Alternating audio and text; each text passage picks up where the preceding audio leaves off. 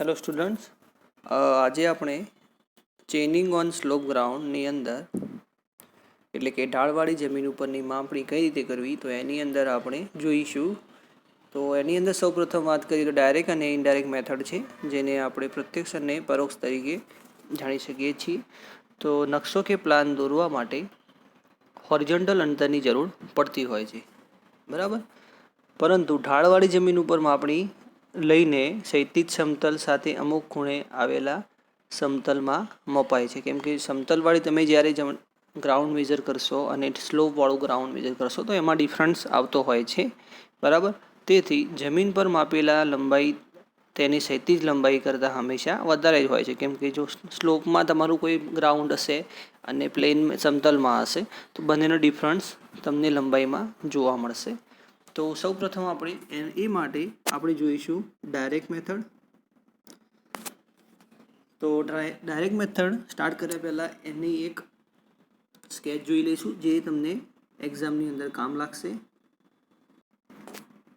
તો એક્ઝામની અંદર તમને પૂછાય કે ચેનિંગ ઓન સ્લોપ ગ્રાઉન્ડ, ઓકે, એની અંદરથી તમને ડાયરેક્ટ મેથડ કહે જ્યારે, તો તમારે આ એક સ્કેચ દોરવાનું રહેશે. આની અંદર શું છે કે જ્યારે તમને સમતલ લાઇનમાં સીધું ડિસ્ટન્સ મળી જતું હોય, બરાબર, ચેન અથવા ટેપ દ્વારા, તો જ્યારે ઇન્ક્લાઇન તમારી કોઈ સરફેસ હોય અથવા તો ઢાળવાળી જમીન હોય તો એમાં કઈ રીતે આપણને ડિસ્ટન્સ મેળવવું, તો એ માટેની આ મેથડ છે. તો શું કરવાનું રહેશે કે અમુક ફિક્સ અંતર આપણે લઈ લેવાનું રહેશે, બરાબર. તો આપણે સ્ટાર્ટ કરીએ કે શું થશે આ મેથડની અંદર. તો સૌપ્રથમ ડાયરેક્ટ મેથડ અથવા તો આને સ્ટીપિંગ મેથડ પણ કહેવામાં આવતી હોય છે. તો conveying to process downhill, okay, taps shall be horizontal, sufficient pull to avoid sag, and length of step inversely proportional to the degree of slope, બરાબર. તો હવે આની અંદર આપણે જોઈએ છીએ કે આપણને આ વસ્તુઓની અંદર ધ્યાન રાખવું પડશે, અથવા તો આપણે આ વસ્તુઓ આની અંદર મેઝરમેન્ટ કરવાની થશે. તો સૌપ્રથમ આગળ તમને બતાવ્યા પ્રમાણે સ્કેચ આપેલો છે, અને જો તમને આ ફિગરની અંદર જોવા મળતું હોય તો એક આ અપ એરિયા છે, પછી ડાઉન થતો જોવા મળશે, બરાબર. તો અહીં એક રેન્જિંગ રોડ અથવા તો કંઈક તમે એક વસ્તુ અહીંયા ફિક્સ કરી છે, જેથી તમારે જે પણ ચેન હશે અથવા ટેપ હશે અહીંયા ફિક્સ થશે. ત્યાંથી તમે એક લેન્થ અમુક લંબાઈ સુધી લંબાવી છે, ત્યાં એક પર્સન એ ચેન ને હોલ્ડિંગ કરી રહ્યો છે, બરાબર. તો એ વસ્તુ આપણે વ્યવસ્થિત સમજીશું. તો સૌપ્રથમ આ રીતની અંદર જમીનનો ઢાળ અનિયમિત હોય ત્યારે વધારે અનુકૂળ છે, બરાબર. આ રીતમાં ઢાળવાળી જમીનને નાના નાના પગથિયામાં વહેંચી દેવામાં આવે છે. જો ઢાળ વધુ હોય તો પગથિયાની લંબાઈ ઓછી રાખવામાં આવે છે, અને જો ઢાળ ઓછો હોય તો પગથિયાની લંબાઈ વધુ રાખવામાં આવે છે. જે રીતે કે આ વસ્તુ આપણને ઘણું બધું કહી જાય છે. કઈ રીતે કે જો તમે કોઈ જગ્યાએ હિલી એરિયા ઉપર કોઈ જગ્યાએ ગયા હોય, જે રીતે કે અંબાજી, માઉન્ટ આબુ અથવા તો ગિરનાર અથવા તો તારંગા ટેમ્પલ, આવા ઘણા બધા પ્લેસીસ છે. તો એ જગ્યા ઉપર જ્યારે તમે જઈ રહ્યા હોય તો જે સ્ટેર હોય છે એમાં શું હોય છે કે એમાં કીધા પ્રમાણે કે ઢાળ જો વધુ હશે તો પગથિયાની લંબાઈ ઓછી હશે. ફોર એક્ઝામ્પલ, તમારું એકદમ સ્ટીપ હશે તો એમાં પગથિયાની જે લંબાઈ હોય એ કેવી હશે, એકદમ ઓછી હશે, બરાબર. પણ જો ઢાળ તમારો ઓછો હશે, એટલે કે આ રીતનું તમારો સ્લોપ હશે, તો એમાં પગથિયાની લંબાઈ વધારે હશે, કેમ કે મોટા મોટા પગથિયા હશે, બરાબર. એટલે આ વસ્તુ આપણને એ વસ્તુ સમજાવે છે. કોઈ જગ્યાએ ગયા હોય તો આપણને એવો પ્રશ્ન થતો હોય છે કે અહીંયા કેમ લાંબા લાંબા પગથિયા મૂક્યા છે, કેમ કે પગથિયા તો આપણો પગ આવે એટલું જ હોવું જોઈએ ને. તો આ કારણોસર એ જગ્યા ઉપર લાંબા પગથિયા બનાવવામાં આવે છે. પછી હવે આપણે સીધા સ્કેચ ઉપર જઈશું. તો સૌપ્રથમ શું કરવાનું થશે, આપણે ધારો કે ઢાળવાળી જમીન ઉપર બે સ્થાન એ અને બી વચ્ચેનું અંતર આપણે માપવાનું થશે. એ અને બી, એ એન્ડ બીનું અંતર આપણે મેજર કરવાનું થશે. તો એની અંદર આપણે અમુક ડિસ્ટન્સ નક્કી કર્યું, જે રીતે કે L1નું જે માપ છે એને આપણે 10 મીટર લઈ લીધું, બરાબર. 10 મીટર આપણે માપ ફિક્સ કરી દીધું. ભલે એની લંબાઈ કેટલી છે આપણને ખબર નથી, પણ રેન્ડમલી આપણે એક માર્ક ફિક્સ કરી દીધું કે 10 મીટર પછી આપણે આપણું ચેઇનની પોઝિશન બદલીશું, બરાબર. તો અહીં આપણે જોઈ શકો છો કે 10 મીટર પછી શું કર્યું છે, એમની પોઝિશન બદલી છે, બરાબર. તો 10 મીટર સુધી લંબાઈ રાખી અને પછી ત્યાં એક પ્લમ્બ બોબ હોલ્ડ કરવામાં આવે છે. પ્લમ્બ બોબ જે જગ્યાએ ટચ થશે એ આપણો થશે સેકન્ડ પોઈન્ટ, બરાબર. એટલે કે એથી સ્ટાર્ટ કરી 1 સુધી આપણે પહોંચ્યા, ત્યાં આપણું 10 મીટર અંતર થઈ ગયું. પછી ત્યાંથી પ્લમ્બ બોબ પકડીને આપણે નીચે તરફ ટચ કર્યો અને જ્યાં આપણો ટચ થાય ત્યાંથી આપણે બીજો પોઈન્ટ સ્ટાર્ટ કરવાનો થશે. હવે ફોલોવર 0 આગળ એ સુધી પકડી રાખશે ચેનને અને લીડર છે એ 10 મીટર સુધી આગળ જશે, બરાબર, બી દિશામાં. હવે લીડર અને ફોલોવર ડાબી કે જમણી બાજુએ ખસી બીને આગળ ખોદેલા આરેખંડની લંબાઈમાં આગળ વધશે. ત્યારબાદ અનુગામી સાંકળને ટાઈટ કરી પકડી રાખશે. પછી ક્યારેક સાંકળને સહેજ કરવા માટે હેન્ડલ લેવલનો ઉપયોગ કરવામાં આવે છે. ત્યારબાદ સમતલમાં બિંદુ 1ને ઓળંબો રાખી અને એના ઉપર ટ્રાન્સફર કરવામાં આવે છે. જે મેં તમને સમજાવ્યું એ પ્રમાણે 10 મીટરની લેન્થ લઈ અને પછી ત્યાં પ્લમ્બ બોબ પકડી અને પછી ત્યાંથી પ્લમ્બ બોબને નીચે ટચ કરવામાં આવે છે. જ્યાં ટચ થશે એ આપણો સેકન્ડ પોઈન્ટ. હવે શું કરવાનું થશે કે જે A to 1 સુધી આપણે પ્રોસેસ કરી એ પ્રોસેસ અહીંયા કરવાનું થશે. હવે આ જગ્યાએ ઉપર જે આપણો ફોલોવર હશે એ 0એ ટેપ પકડી રહેશે, બરાબર, અથવા તો સાંકળ હોય તો સાંકળ, અને 10 મીટરે આપણો લીડર જશે, બરાબર. 10 મીટરે પહોંચ્યા પછી ત્યાંથી એ એક આપણી જે ચેન છે એને હોલ્ડિંગ કરશે, ટાઈટ એ રીતે રાખશે કે જેથી એ એકદમ સ્ટ્રેટ રહે. પછી ત્યાંથી પ્લમ્બ બોબ લટકાવી અને નીચે એક પોઈન્ટ નક્કી કરશે. એ પોઈન્ટ નક્કી કર્યા પછી જે આપણે આ પ્રોસેસ આગળ કરી હતી એ પાછી ફરીથી કરવાની થશે. 0એ ટેપ પકડવાની, પછી 10 મીટરે હોલ્ડિંગ કરી અને ત્યાં પ્લમ્બ બોબ લટકાવવાનો. એ રીતે આપણને ડિસ્ટન્સ મળતું રહેશે. જે રીતે કે L1, L2, L3, L4, L5 જે આપણને ડિસ્ટન્સ મળ્યું છે એ 10 મીટર છે, બરાબર. તો આપણને આ 10 metre 10 metre 10 metre 10 metre 10 metre, બરાબર, કેટલું છે 5 ટાઈમ છે, એટલે 50 મીટર આની લેન્થ થશે ફોર એક્ઝામ્પલ તરીકે. એટલે આપણને હોરિઝોન્ટલ ડિસ્ટન્સ માટે ઇક્વેશન શું આપ્યું છે કે D = L1, L2, L3, L4, L5. એટલે આપણે સ્લોપની જે લંબાઈ છે એ આ રીતે કાઉન્ટ કરી શકીએ છીએ, બરાબર. આ થઈ આપણી ડાયરેક્ટ મેથડ. હવે આપણે જોઈશું ઇનડાયરેક્ટ મેથડ. તો ઇનડાયરેક્ટ મેથડની અંદર આપણને જ્યારે જમીનનો ઢાળ નિયમિત હોય ત્યારે આપણે શું કરીશું, પરોક્ષ રીતનો અનુકૂળ છે, બરાબર. આ રીત પ્રથમ ઢાળની લંબાઈ પરથી માપવામાં આવે છે, તેના પરથી ક્ષૈતિજ લંબાઈની ગણતરી કરવામાં આવે છે, બરાબર. આની અંદર મેઝરિંગ સ્લોપ ઓફ ગ્રાઉન્ડની અંદર જે ઓલા સ્કેચમાં જોયા હતા એ પ્રમાણે અહીંયા પણ એક સ્કેચ આપેલું છે. સ્કેચ જોયા પહેલાં આપણે જોઈ લઈએ કે L1, L2, D1, D2 and Q1, Q2 શું છે. તો L1, L2 શું છે, ઢાળની લંબાઈ છે, જે ઓલામાં પણ હતી. D1, D2 છે એ હોરિઝોન્ટલ લેન્થ છે. થીટા જે છે એ આપણો એંગલ છે, બરાબર. તો હવે સ્કેચ તરફ જઈશું આપણે. સ્કેચ તરફ આવ્યા પછી L1, L2 શું છે, આપણું ઢાળની લેન્થ છે, એટલે કે લેન્થ મળશે આપણને ઓરિજિનલ લેન્થ. D બરાબર હોરિઝોન્ટલ લેન્થ છે અને થીટા જે છે એ આપણો એંગલ રહેશે. હવે આ રીતમાં ઢાળની લંબાઈ L1, L2 વડે સાંકળ વડે માપવામાં આવે છે. ત્યારબાદ θ1 અને θ2 ક્લિનોમીટર વડે માપવામાં આવે છે. ઢાળ પરની લંબાઈના ખૂણા થીટા પરથી ક્ષૈતિજ અંતર આપણને D મળે છે, બરાબર. હવે ક્લિનોમીટર એક શબ્દ વચ્ચે આવ્યો, તો ક્લિનોમીટર એટલે શું એ જોઈએ.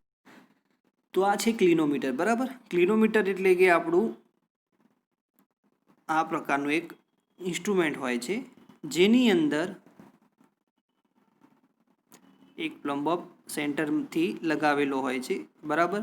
હવે જે આ ક્લિનોમીટર છે એના સેન્ટરમાં એક પ્લમ્બ બોબ લગાવેલો હોય છે.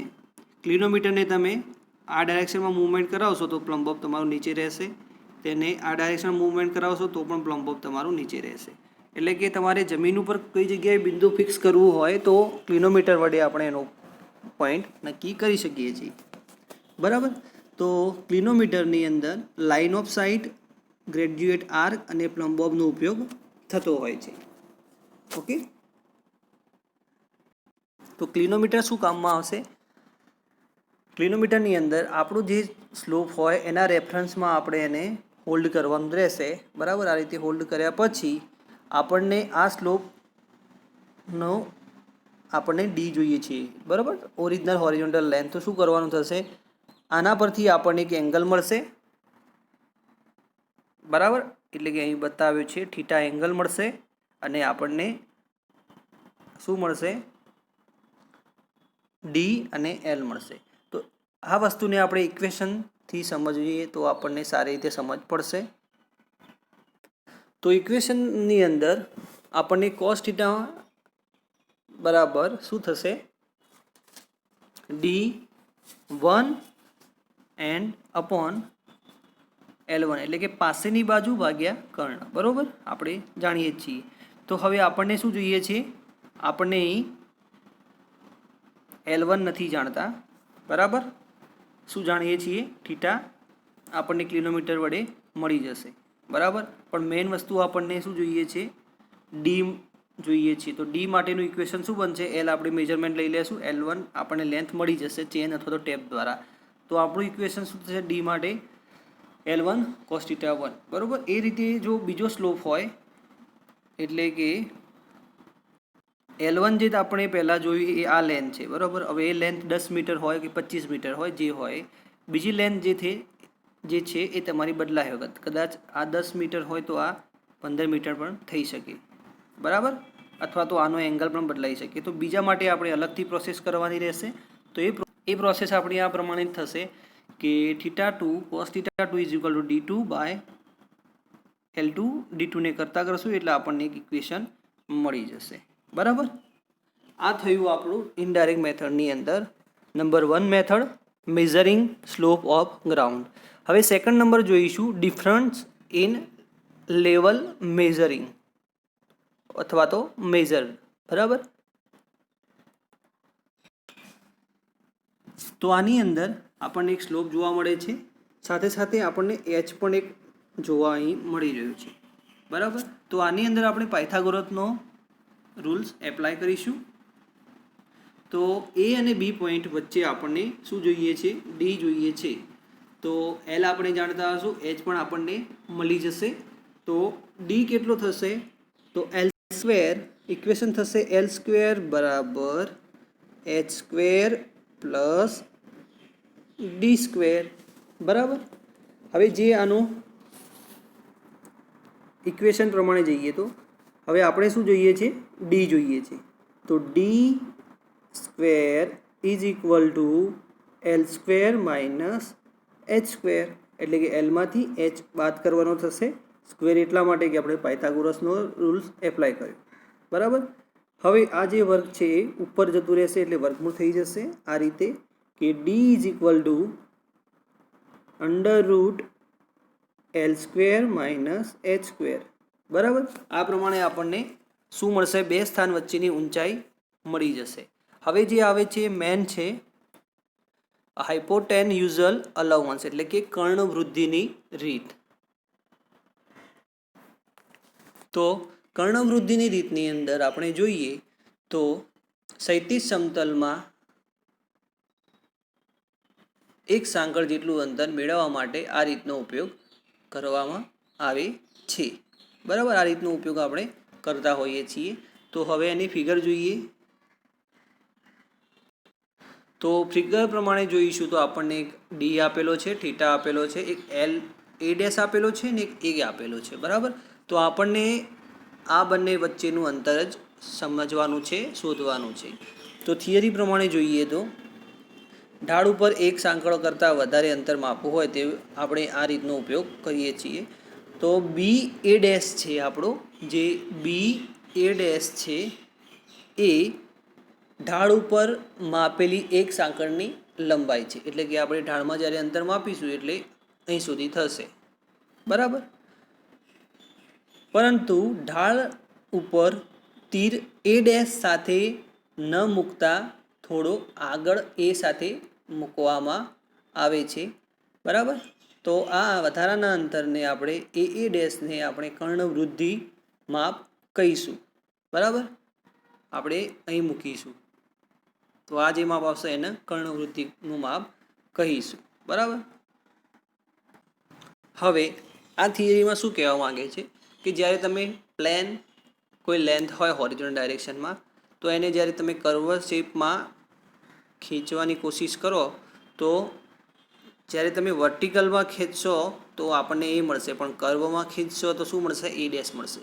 તો આ જે વચ્ચેનું અંતર છે ને એ આપણે ફાઇન્ડ કરવાનું છે. તો હવે આપણે સૂત્ર તરફ જઈશું.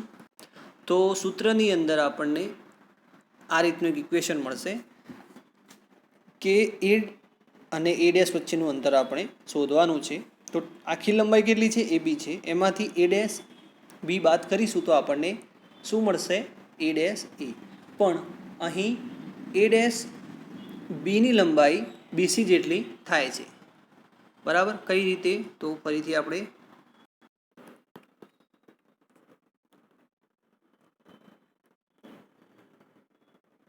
તો એ ડેશ બી માટે આપણે એલ લઈ લેશું, અથવા તો બીસી પણ લઈ શકીએ છીએ એ ડેશ બી માટે. પણ એ બી માટે શું લેવાનું? તો આપણું ઇક્વેશન છે કે કોસ થીટા બરાબર પાસેની બાજુ ભાગ્યા કર્ણ. તો સ્કેચ તરફ જોઈશું.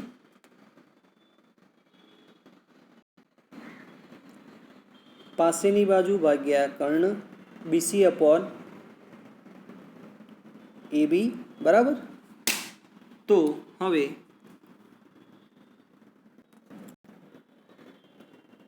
આપણે આ સૂત્રની અંદર બંને વેલ્યુ મૂકી દઈશું. પણ આપણે શું જોઈએ છીએ? એ બીની વેલ્યુ. તો એ બીની વેલ્યુ જોતી હોય તો એ બીને કરતાં કરીશું તો કોસ થીટા નીચે આવતો રહેશે. તો આપણને આ રીતનું ઇક્વેશન મળશે. હવે બંને ઇક્વેશનની જે વેલ્યુ છે અંદર પુટ કરી નાખીશું આ રીતે. તો આપણી પાસે શું બનશે? 1 cos = sec થીટા. બરાબર. તો BC 1 sec theta minus BC. બરાબર. બીસી અહીં કોમન રહેશે તો બીસીને કોમન કાઢી દઈશું. સેક માઇનસ 1 થીટા આપણો ઇક્વેશન બનશે. બરાબર. હવે બીસીની જગ્યાએ આપણે શું લખી શકતા હતા? એલ લખી શકતા હતા. તો એલ સેક થીટા માઇનસ 1, એટલે કે કર્ણવૃદ્ધિનું જે ઇક્વેશન છે, એટલે કે હાઇપોટેન્યુઝલ અલાઉન્સનું ઇક્વેશન એલ કૌંસની અંદર સેક થીટા માઇનસ 1. આ તમારે ઓબ્જેક્ટિવ કદાચ પૂછાય તો એની અંદર આવી શકે છે. બરાબર. હવે એક છે કે error due to incorrect chain, ખોટી સાંકળને લીધે આવતી ત્રુટિ. તો હવે શું થશે કે જો સાંકળ કે માપપટ્ટીની લંબાઈ તેની ઓરિજિનલ સ્ટાન્ડર્ડ લંબાઈ કરતાં ઓછી અથવા તો વધારે હશે તો આપણને એરર મળવાની જ છે. જો સાંકળ તેની પ્રમાણિત લંબાઈ કરતાં શું હશે? લાંબી હોય તો સાંકળે જે અંતર માપ્યું છે એ સાતા અંતર કરતાં ઓછું હશે. બરાબર. પરિણામે લંબાઈમાં આવતી ત્રુટિ નેગેટિવ કહેવાશે અને એનું કરેક્શન પ્લસમાં થશે. ફરી એકવાર કહું છું કે આપણે જે ચેનનો ઉપયોગ કરતા હોય, ચેનનો ઉપયોગ કરતા હોય કાં તો માપપટ્ટીનો, ખેંચાવાથી ગમે તે કારણસર, બરાબર,